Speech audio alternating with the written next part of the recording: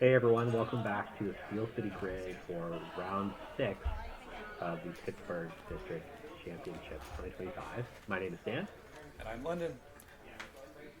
So I think here we're back at table one. We see Wikignometry on the left and AlbertIshkabibble on the right.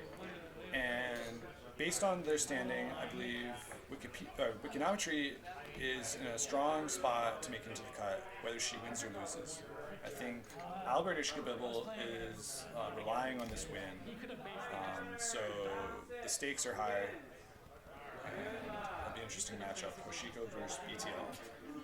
But I have not seen this BTL yet, so I'm curious to see what kind of BTL it is.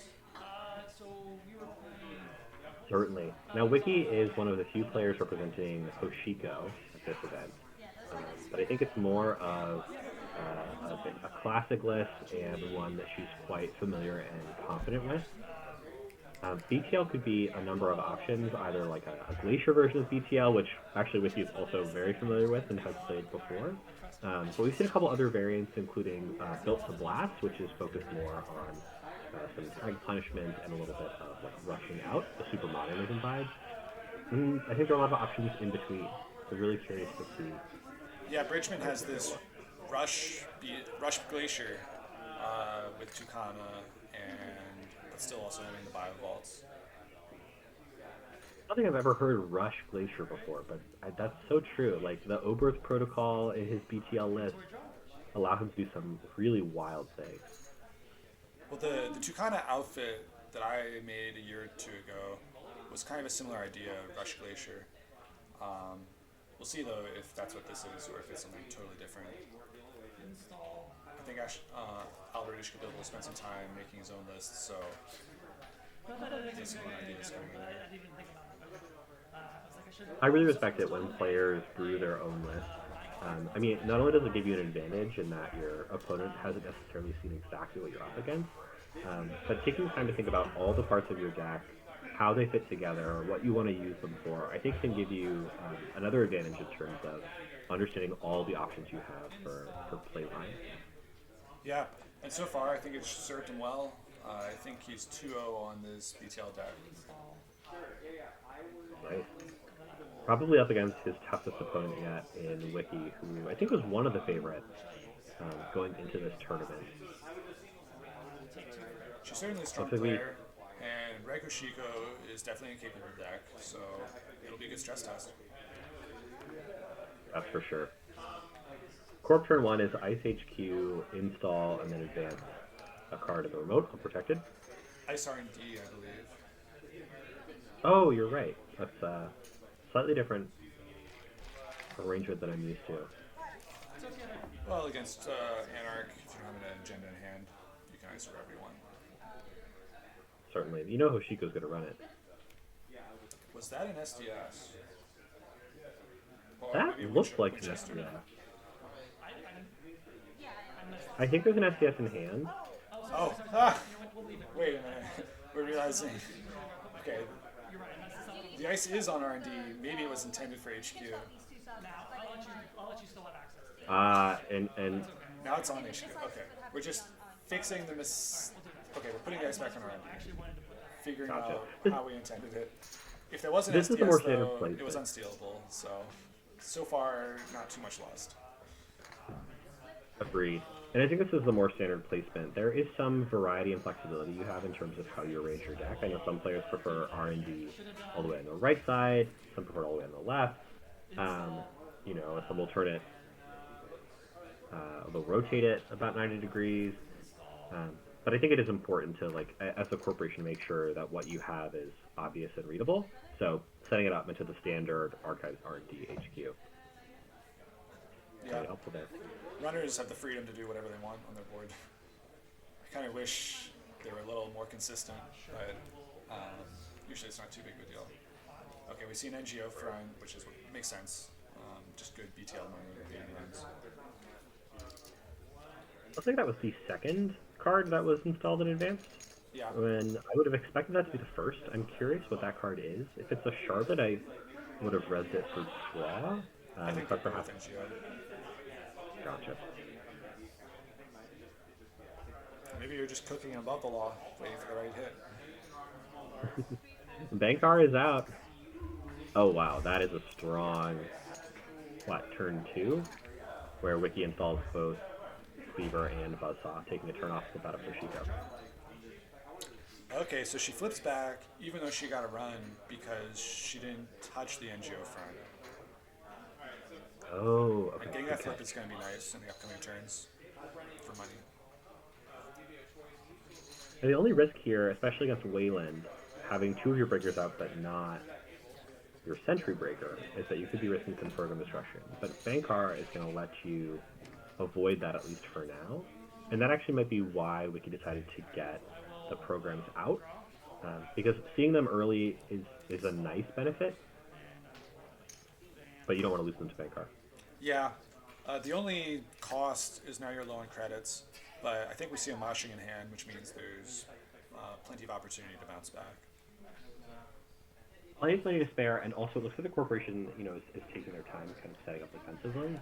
NGO front starts something that has to be challenged right away, and so Wiki, I think, might be making the read that she has some time.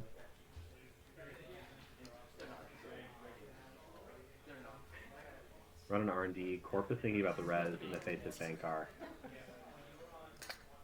And it's an Akshar. This is the Afshar that wanted to be on HQ. Yeah.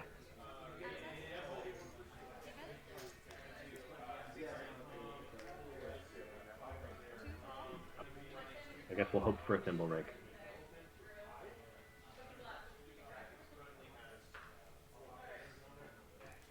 Yeah, getting these early accesses is pretty good if you expect this is a glacier list. And now R&D is going to stay weak, so maybe we'll see if the corporation can be second ice there. Yeah, after breaking for only 1 credit when it's not on HQ definitely weakens the power level of the ice.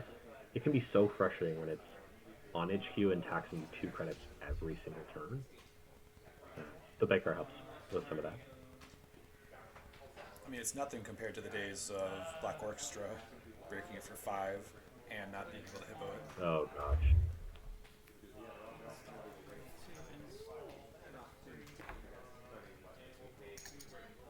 Alright, we see install in a new remote, install a piece of ice, and advance the ice. And Wiki immediately will put Bankar on that server. In BTL, advancements don't tell you as much as you would want. It's not like an obvious mess to Chesto, that couldn't be anything else.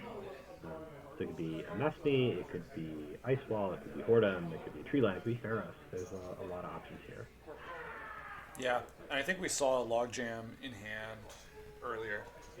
So it's possible it's just a logjam, but if that's the case, I would expect you don't res yet, because you really need to get some more counters from those archives cards with Cleaver out. Yeah. Agreed. Does Logjam get counters for face-up cards in archives? Types. Types. I guess that makes sense. You would need a judge to confirm any types for face-down cards. That would be a mess.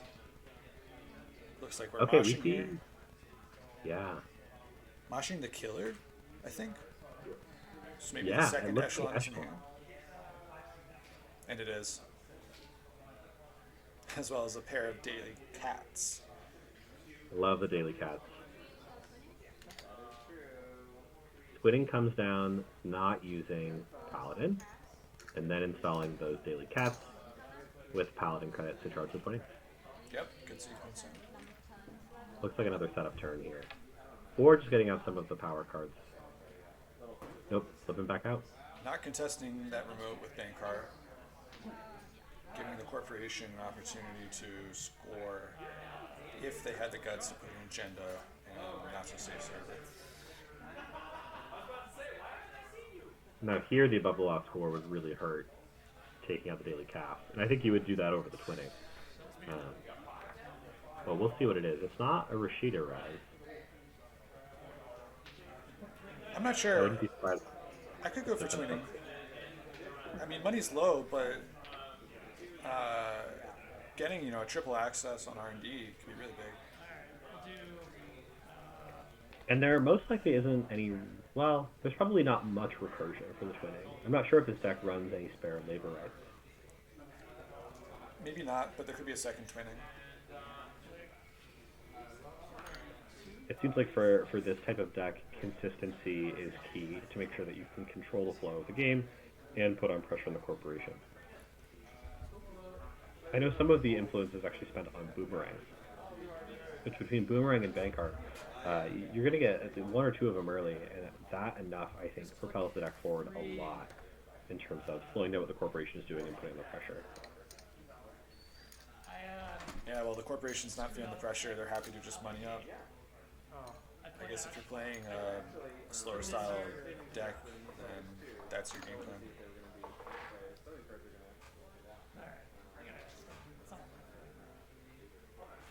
Yeah, I would feel worried about giving Hoshiko enough time to start setting up the rig. Not sure if there are any turbines in here as a way to boost strength to like really maximize value on these breakers. Could just be a leech. We've seen a bit of influence already. That would certainly do it. Looks like Dirty Laundry onto Archives, which will get the Hoshiko flip at the end of the turn. There's the boomerang with Sokka alt art. Classic. Second Daily Cats, charge the twinning.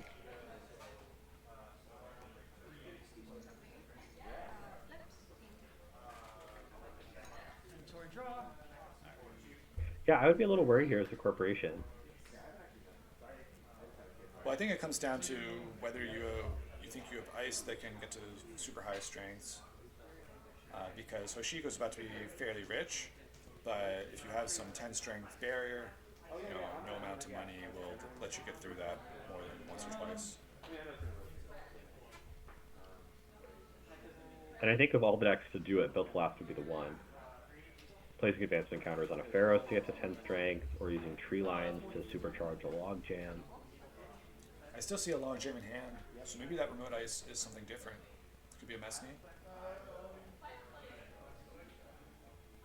It's tough playing such big ice into Bankar because you want a second ice on the remote server to protect it and force interaction with the innermost, but you don't want to res a 6 credit log jam that just turns into 3 net damage.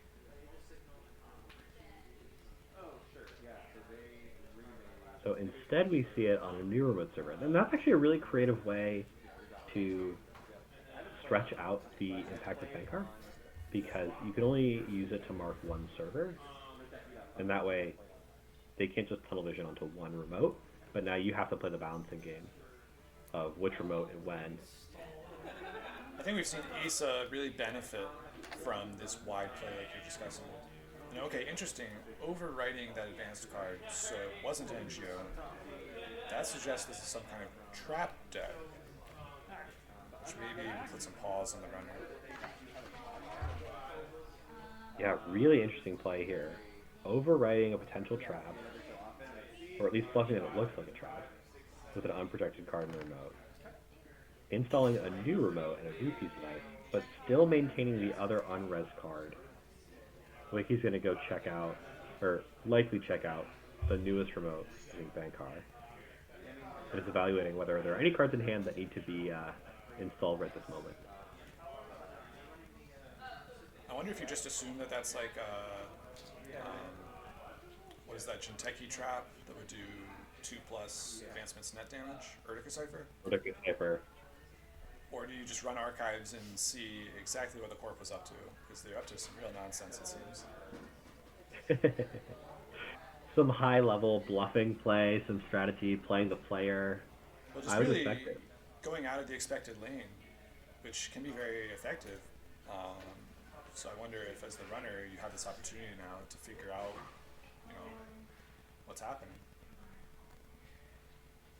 I think another benefit of having these multiple servers is that it does increase like the mental load, the decision space, I guess, which is something else that ASA has been benefiting from a lot. I find that once you have a couple different remote servers, runners have a much harder time deciphering, what's the priorities where. It's harder to track what face-down cards or installs are more important than others without having to just go and spend the action economy to chat.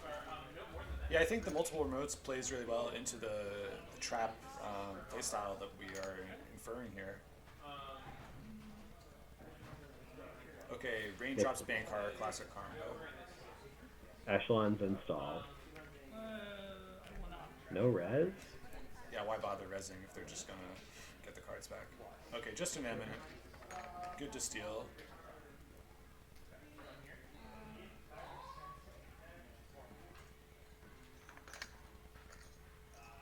Denies the raindrops value.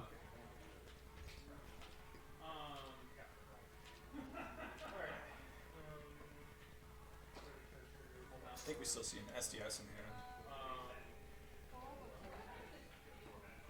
I guess if you're playing traps, it's actually not too hard in theory to score that out. Just install advance. Yeah.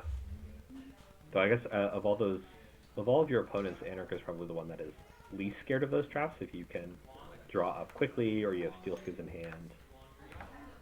Well, that's why I was wondering what kind of traps. Because if it's check as Scion, then you might start caring pretty quick. Cerebral Overrider, I think anybody would be tilted. Maryland. Harder to capitalize off. But there's a buffball.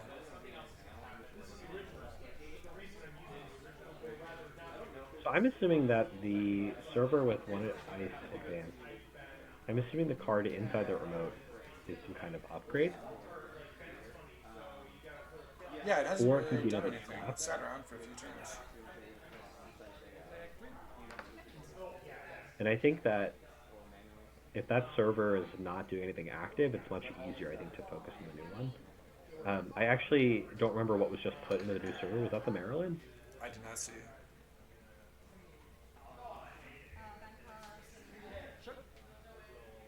But I agree with you. I think the Corp was really looking for the chance to install both of these remotes with cards that they want. And that will really pressure the runner to make a tough choice. But maybe with these draws, finding agendas at the wrong time or something, maybe the Corp is not getting that opportunity they're looking for.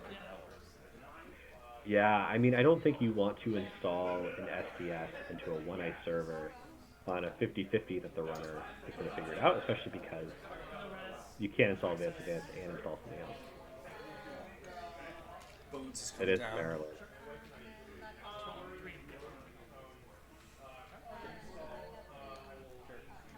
I think it's going to be hard. It's going to be hard to tax out the runner at this point. Oh, certainly. I mean, Hoshiko normally prints quite a lot of money, and you see all those pieces assembled here, including the bones. I think the bones should actually be on 9 Maryland's trash cost, but it may not matter. Oh, true. One really interesting thing about Miss Bones is that when you use it, it does charge up the twinning. All of a sudden, we're getting an echo. Oh no. I hope it hasn't been too bad for the folks at home. It's only just started now, and I don't know how that could have changed.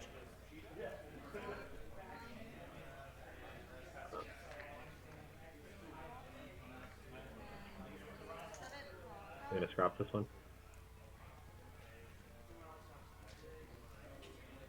Yeah, so in the middle of the game, I don't know too much that we can do to do anything about this potential echo.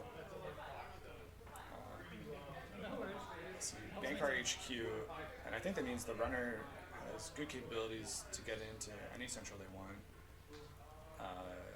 Buzzsaw and R&D is still breaking for 1 credit.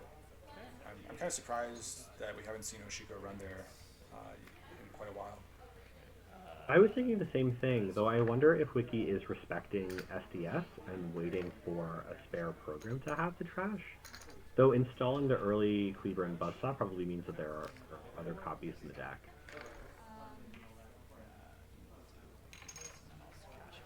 There's the Winchester. Yeah, with against a trap game, I think running R&D gets even better. But we haven't seen the 20 counter spent, so maybe we'll see that now. You have plenty of money to break Winchester. Yep, seeing 3 in HQ. I wouldn't even mind if you have the click, go R&D after and see another 3. True. Close the game out fast. There's the above the law, we saw that before. Now Paladin's hungry. And the STS. Ooh. Not quite game, but boy, is it close.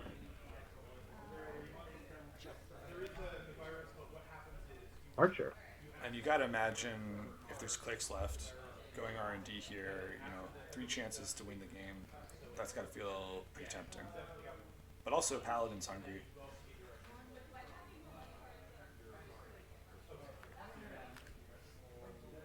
I don't think there are many cards that you want to lose to Paladin at the moment. And you also want to keep it to charge with the twinning. There's daily cast. You could give up 2 credits on a daily cast at 1.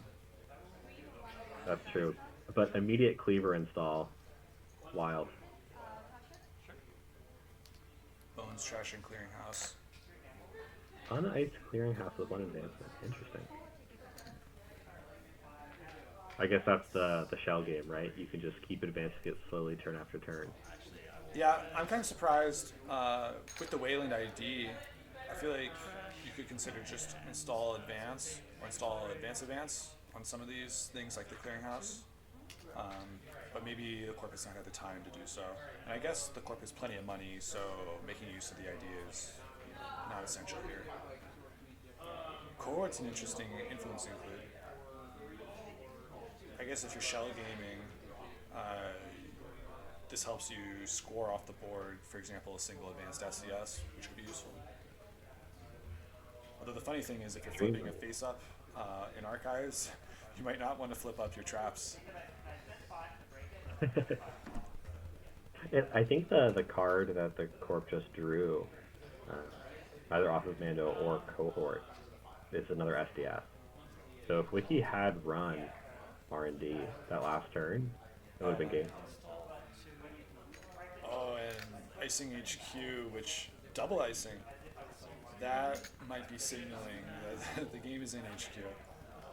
So we see 6 points stolen, none scored, so there's still, assuming it's a 44 card deck, 12 points. We know about that SDS, so that means there's potentially 9 points in R&D, and R&D looks pretty tall, so there's definitely some risk of twinning, but I would say R&D is not super risky. That's probably why Corp is not dicing it more. But still, 4 ice HQ is a strong, or, a very decisive play in one direction, for better or worse. Maybe that's For sure. On the one hand, it does get rid of a lot of cards in hand, so if HQ is accessed, there's only one option. But with the twinning, you were going to see 3 cards anyway.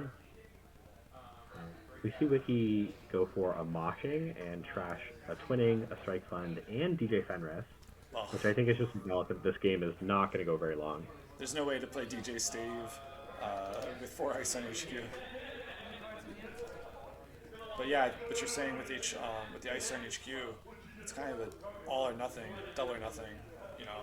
A run on HQ would see all of HQ, but the question is, can they get in, and will they commit to do it if it costs them all the money?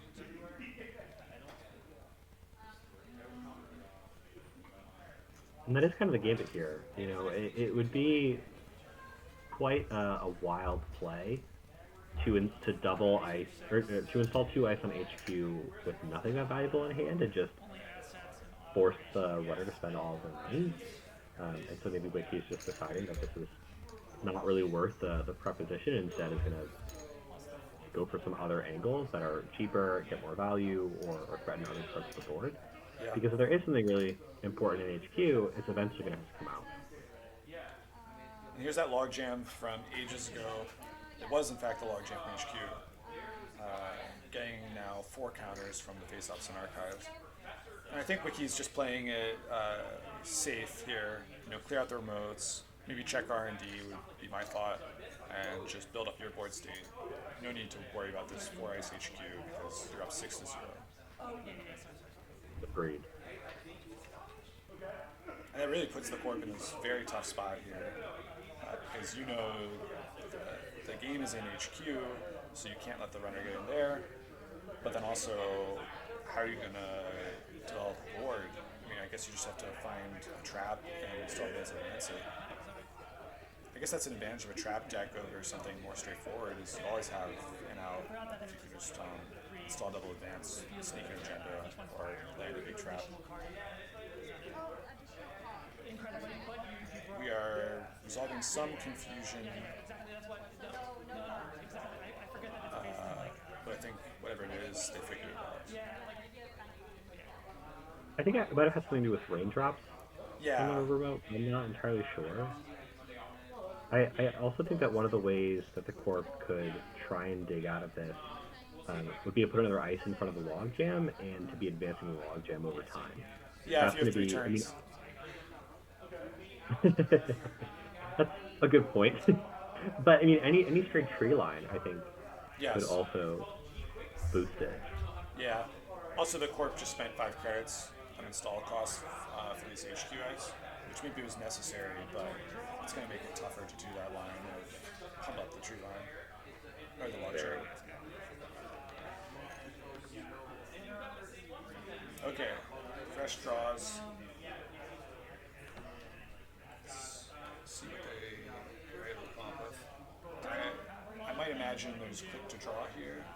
Or maybe you could descent back the SDS as a play. That's true, and I've heard that actually a lot of different Wayland players are including Descent not even to use as ice, but as another flood mitigation strategy. Yep. Yeah, the flexible expendable cards. Some of them have not really seen too much use on both sides. You know, the regular play and the expend. But I think they're reasonable pseudo operations. You know, Descent or Angelique for the little bit of sniper damage to finish someone off with the end of the line play or something. Okay, here we see. And I think Oh, sorry. no, I let's focus on the play here.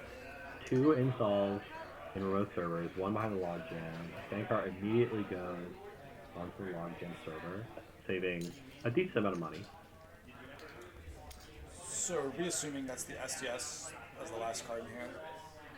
Goading the runner. Come in and see what it is. Hearts and Minds. Oh, I actually don't think so because I thought the 3 cards were Hearts and Minds, SDS, and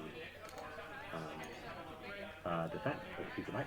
So I think that's game. Yeah, that is the game. Yeah, tough spot for the Corp to play out of. Once the runner gets up to this 6 points or so, there's so little you can do. Yeah, Hoshiko with a full rig, plenty of money, and the twinning counting up every turn. Extremely threatening. And I'm not surprised with the very clean play from Wiki just taking over the board. Yeah, I think the game could have Well, turned differently in the beginning if, for example, Wiki run that trap that we never got to see what it was, although maybe we're seeing it right now as there's an Erika. that's But where to go. in theory, hitting an early trap could have given the Corp the tempo they need to, get a better position. But once the runner got set up, it was very tough to come back. But that's the game. That's the game. Well played by both players. Thank you all so much for joining us for round 6 of the 2025 Pittsburgh District Championship. Join us next time for the top cut. You'll see Wiki, you'll see Sebastian K, and a couple of other players who, after the end of this round, just made it in. Thanks so much.